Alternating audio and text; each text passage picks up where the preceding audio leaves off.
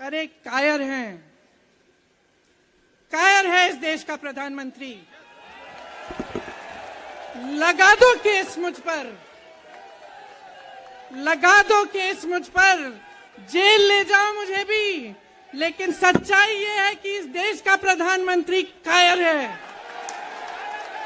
इस देश के लोकतंत्र को मेरे परिवार के खून ने सींचा है। और जो सोचता है कि हमें अपमानित करके हमें डराएंगे, हमें धमकाएंगे, जो सोचता है कि तमाम एजेंसियों को लगाकर हम पे छापे मारकर हमसे कुछ भी कर ले, हमको हमें डराएंगे, वो गलत सोचते हैं।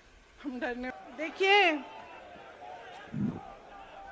यहां पे बैठे हुए मेरे मन में एक पुरानी बात आई। 32 साल पुरानी बात है, मई 1991 की बात है। मेरे पिता की शव यात्रा तीन मूर्ति भवन से निकल रही थी।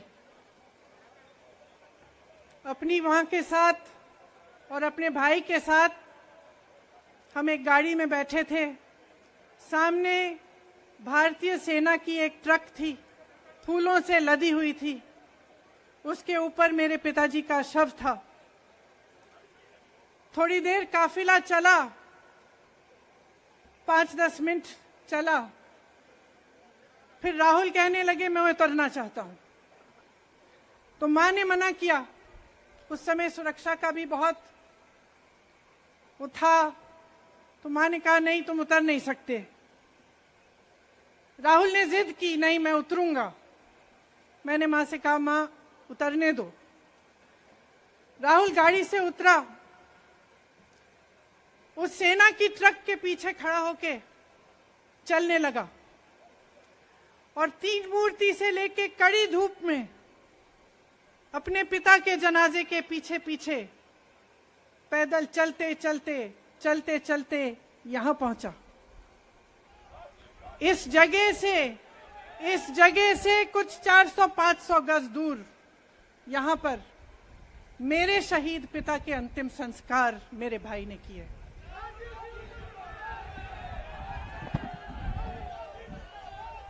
सुनिए, वो चित्र मेरे दिमाग में अभी भी है, मेरे मन में है। मेरे पिता का शव इस तिरंगे झंडे में लपेटा गया था।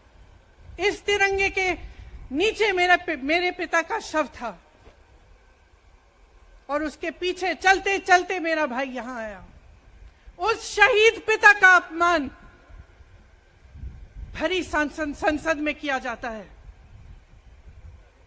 उस शहीद के बेटे को आप देशद्रोही कहते हैं, आप मीर जाफर कहते हैं, उसकी आप मां का अपमान करते हैं। आपके मंत्री मेरी मां का अपमान भरी संसद में करते हैं। आपके एक मुख्यमंत्री कहते हैं कि राहुल गांधी को पता भी नहीं है कि उनका पिता कौन है। आपके प्रधानमंत्री भरी संसद में खड़े होकर कहते हैं कि ये परिवार नेहरू नाम को इस्तेमाल क्यों नहीं करता। पूरे परिवार का अपमान करते हैं। कश्मीरी पंडित समाज के रिवाज का अपमान करते हैं, जिसके तहत एक बेटा अपने बाप के मरने पर पगड़ी पहनता है, परिवार की परंपरा को आगे बढ़ाता है। लेकिन आप पर कोई मुकदमा नहीं होता, आपको 2 साल की कोई सजा नहीं मिलती, आपको जेल की सजा नहीं मिलती, आपको संसद से कोई बाहर नहीं निकालता, आपको मना नहीं करता कि 8 सालों के लिए आप चुनाव नहीं लड़ सकते। क्यों? मैं पूछना चाहती हूं क्यों? आज तक हम चुप रहे हैं, हमारे परिवार का अपमान करते गए। मेरे भाई ने क्या कहा? संसद में वो मोदी जी के पास गए और उनसे गले लगे। मेरे भाई ने कहा मैं आपसे नफरत नहीं करता हूं, मेरे दिल में आपके लिए कोई नफरत नहीं है, हमारी विचारधारा अलग है, लेकिन हमारी नफरत की विचारधारा नहीं है। तो मैं पूछना चाहती हूं, एक आदमी का कितना अपमान करोगे, कितना अपमान करोगे? क्या यही है इस देश की परंपरा? आप परिवारवादी कहते हैं, तो भगवान राम कौन थे? भगवान राम को वनवास में भेजा गया, उन्होंने अपने परिवार, अपनी धरती के प्रति अपना धर्म निभाया। क्या भगवान राम परिवारवादी थे? क्या पांडव परिवारवादी थे कि वो अपने परिवार की संस्कारों के लिए लड़े? और हमें क्या शर्म आनी चाहिए कि हमारे परिवार के सदस्य शहीद हुए इस देश के लिए, कि इस झंडे में उनका खून है, इस धरती में उनका खून है, इस देश के लोकतंत्र को मेरे परिवार के खून ने सींचा है। और जो सोचता है कि हमें अपमानित करके हमें डराएंगे, हमें धमकाएंगे, जो सोचता है कि तमाम एजेंसियों को लगाकर, हम पे छापे मारकर, हमसे कुछ भी कर ले, हमको हमें डराएंगे, वो गलत सोचते हैं। हम डरने वाले नहीं हैं। हम और मजबूती से लड़ेंगे। हम इस देश के लोकतंत्र के लिए कुछ भी करने के लिए तैयार हैं। इस देश के लोकतंत्र को, इसकी नींव कांग्रेस पार्टी के महान महापुरुषों ने डाली है। कांग्रेस पार्टी लड़ी इस देश की आजादी के लिए, और आज भी इस देश की आजादी के लिए ही लड़ रही है। कभी कभी मैं सोचती हूं, मुझे समझ में नहीं आता कि पब्लिक क्या सोच रही है। क्या देख नहीं रही है क्या हो रहा है? क्या आपको दिख नहीं रहा है कि आपकी सारी संपत्ति लूटी जा रही है, एक आदमी को दी जा रही है, गिने चुने उद्योगपतियों को सब कुछ दिया जा रहा है? किसकी संपत्ति है? ये राहुल गांधी की संपत्ति है,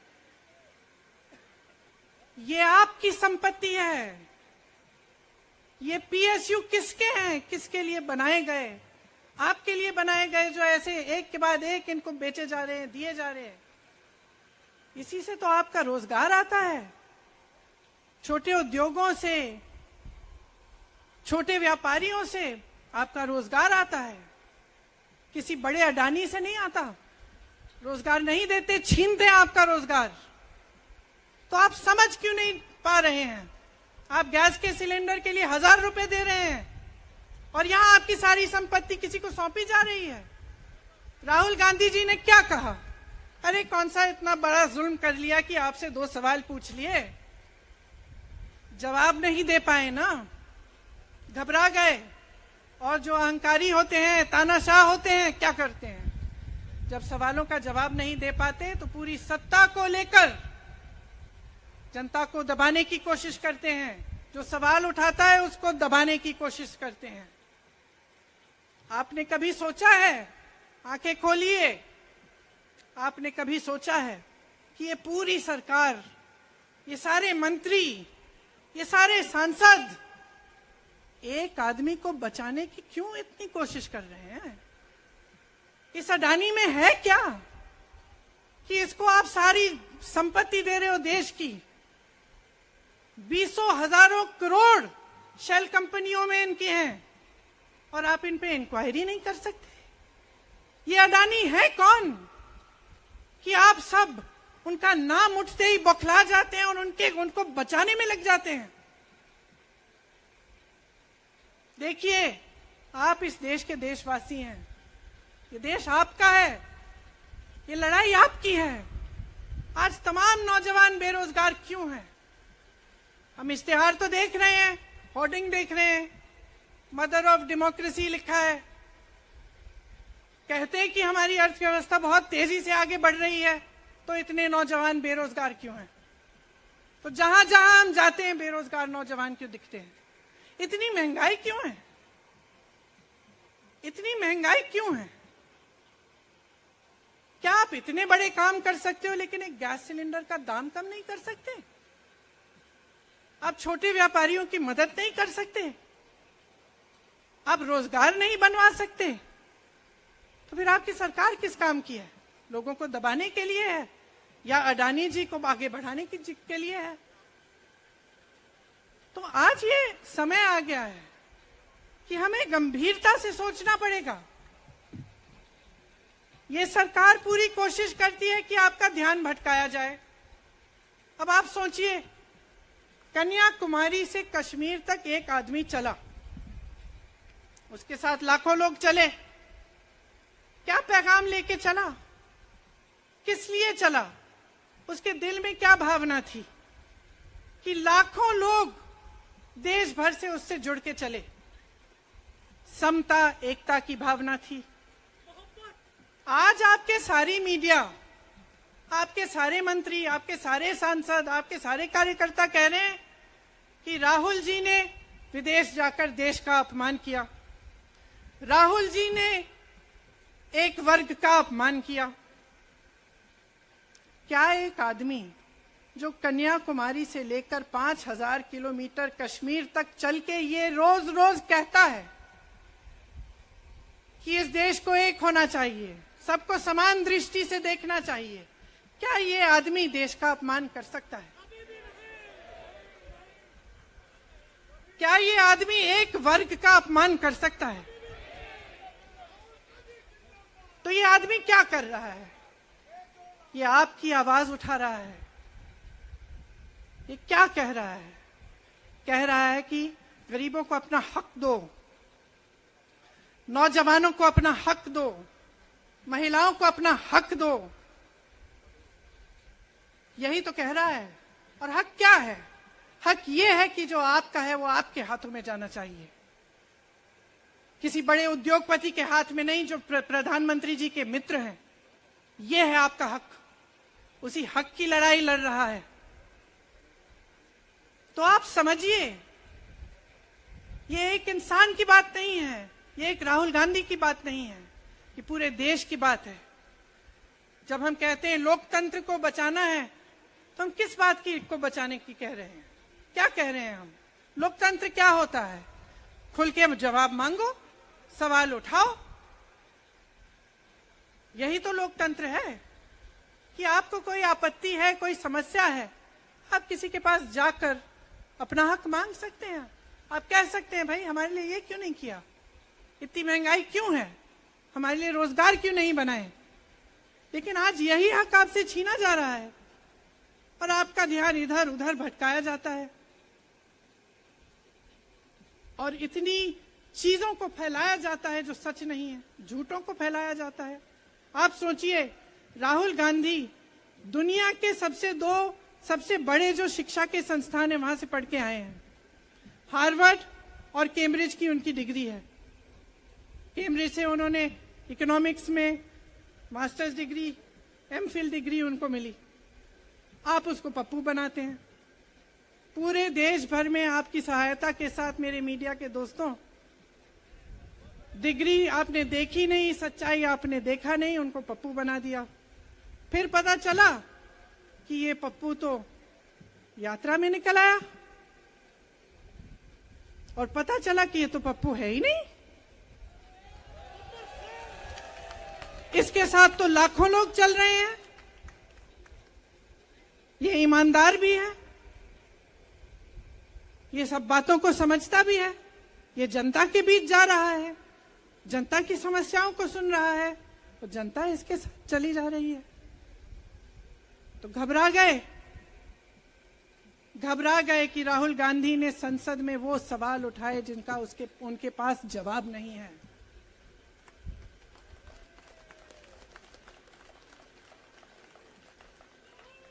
क्या किया सुन लीजिए। एक तरफ से हंसी भी आती है कि एक आदमी को रोकने के लिए इतना सारा करना पड़ा। जिस आदमी ने राहुल जी के खिलाफ सूरत में कंप्लेंट लगाई, आपको मालूम है कि पिछले साल उसने खुद कचहरी में जाके बोला इस पे आप स्टे लगा दीजिए। 1 साल के लिए अपने ही केस पे स्टे लगवाया। फिर वापस कब गए केस खुलवाने के लिए? राहुल गांधी के संसद में अडानी पे के भाषण देने के एक हफ्ते बाद वो आदमी वापस जाता है, कहता है केस खोल दी, सुन लीजिए अब हम तैयार हैं। 1 महीने के अंदर अंदर जज कह देते हैं कि राहुल गांधी को 2 साल की सजा मिलेगी। आपने देखा इस देश में कितने केस हैं कि जेल में 10 साल के लिए पड़े रहते हैं, उनकी सुनवाई नहीं होती। ये तो सुनवाई भी फट से हो गई, जजमेंट भी फट से हो गई, सजा भी फट से हो गई। और आपने कह दिया अगले दिन कि 8 सालों के लिए ये चुनाव नहीं लड़ सकते, संसद से बाहर कर देंगे इनको। वाह वाह वाह वाह वाह वाह, बहुत धैर्य है आप में। अरे कायर है इस देश का प्रधानमंत्री। लगा दो केस मुझ पर, लगा दो केस मुझ पर, जेल ले जाओ मुझे भी, लेकिन सच्चाई ये है कि इस देश का प्रधानमंत्री कायर है।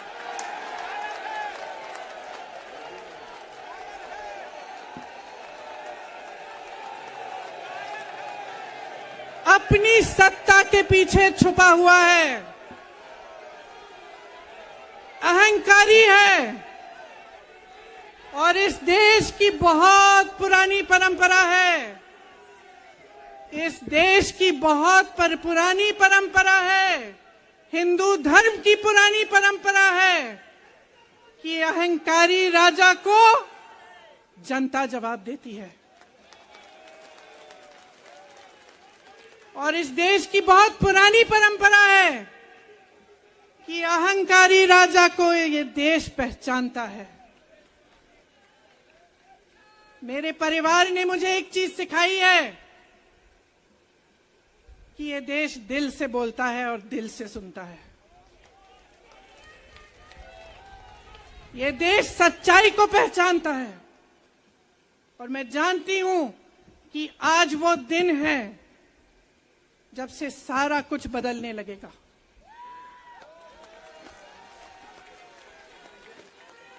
मेरे मीडिया के साथियों, मैं आपसे कहना चाहती हूं, बहुत हो गया है, बहुत हो गया है। मैं जानती हूं आप पर कितना दबाव है, मैं जानती हूं कि आपको लाइन भेजी जाती है कि आज आपको ये कहना है, आज आपको ये लिखना है, लेकिन आपकी एक बहुत बड़ी जिम्मेदारी है। आज लोकतंत्र खतरे में है। अगर सरकार सवाल उठाने वाले को 8 सालों के लिए संसद से निकाल सकती है, अगर कह सकती है कि तुम्हें चुनाव लड़ने की ही इजाजत नहीं है, तो बहुत गड़बड़ है, बहुत गलत हो रहा है, और ये लोकतंत्र के लिए ठीक नहीं है, ये इस देश के लिए ठीक नहीं है। जब आप पत्रकार बने, शुरू में जब आप काम के लिए आए, तो आपके दिल में भी ये होगी बात कि देश के लिए मैं सच्चाई बोलूंगा, मैं सच्चाई बोलूंगी। आज आप बोल नहीं पा रहे हैं, हिम्मत करिए, खड़े हो जाइए आप भी। और जैसे खड़गे जी ने कहा कि तमाम पार्टियों ने आज अपनी आवाज उठाई है, उनका हम सब धन्यवाद देते हैं। और हम सबको एक होना पड़ेगा, इसलिए होना पड़ेगा क्योंकि आज ये देश खतरे में है। आज इस देश की सारी संपत्ति एक आदमी को सौंपी जा रही है, और उस आदमी को बचाने के लिए पूरी सरकार खड़ी हो जाती है।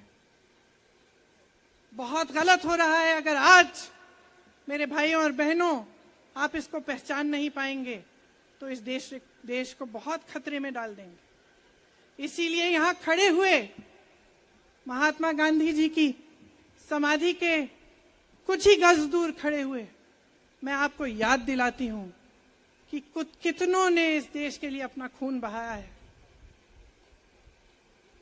कितनों ने इस देश की धरती, इस देश की आजादी के लिए अपना खून बहाया है। ये अफसर हैं यहाँ तैनात खड़े हैं, इसी तरह से इनके भाई सरहद पे खड़े होते हैं हमारे लिए, आज भी अपना खून बहा रहे हैं। क्या इसके लिए? क्या अडानी जी के लिए? कि अपने देश के किसान के लिए, अपने देश के गरीब के लिए, अपने देश के छोटे व्यापारियों के लिए, महिलाओं के लिए, अपने बच्चों के भविष्य के लिए हम सब अपनी जान देने के लिए तैयार हैं। तो मैं आपसे आग्रह करती हूं, मेरे देशवासियों, आंखें खोल लो, समय आ गया है, डरो मत।